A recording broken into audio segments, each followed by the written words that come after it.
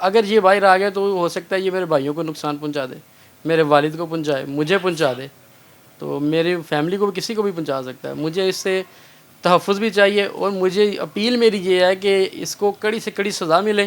اور مریم نواز صاحبہ جو کہ آج کل بڑا انصاف پہ کمپرومائز نہیں کرتی، وہ دلواتی ہیں. زیرو ٹالرنس بالکل، بس میں چاہتا ہوں کہ مجرمان کے لیے زیرو ٹالرنس ہے اس ہاں ٹائم. جی، آپ نے دیکھا ہوگا کہ سی سی ڈی اس ٹائم کتنی متحرک ہے. بالکل ایسا ہی ہے. بالکل میں چاہتا ہوں کہ بس مجھے انصاف ملے، اور اگر یہ چھوٹ کر آ گیا تو میں نے آپ کو پہلے ہی کہا کہ ہمیں اپنے تحفظ لازمی چاہیے، یہ چھوٹنا نہیں چاہیے، بس اس کو سزا ملنی چاہیے جو بھی ہے اس کی بنتی ہے. اتنے سخت قانون بننے کے باوجود بھی ابھی تک سی سی ڈی کے بعد بھی ابھی تک کچھ لوگ ایسے ہیں جو ابھی تک بڑی بے باکی سے آتے ہیں اور شہریوں پہ، بزنس مین لوگوں پہ یا لوگوں سے بھتہ لیتے ہیں، اور اس طرح دن دہاڑے آ کے تھریٹ کرنا، پیسے لینے، اور اس کے بعد جو ہے آ کے جیسے کوئی فلم کی شوٹنگ چل رہی ہو. یہ ہم اسلامی جمہوریہ پاکستان میں رہتے ہیں اور یہ بھائی ان کو سیفٹی چاہیے. ان کی اعلیٰ حکام سے اپیل ہے، ہماری بھی گزارش ہے کہ ان کے چھوٹے چھوٹے بچے ہیں، کیا گارنٹی دے سکتا ہے کوئی کہ وہ کل کو آ کے خاموش ہو کے بیٹھ جائے گا. تو اعلیٰ حکام سے اپیل ہے کہ ایسے مجرمان کو جو ہے وہ کیفر کردار تک پہنچایا جائے.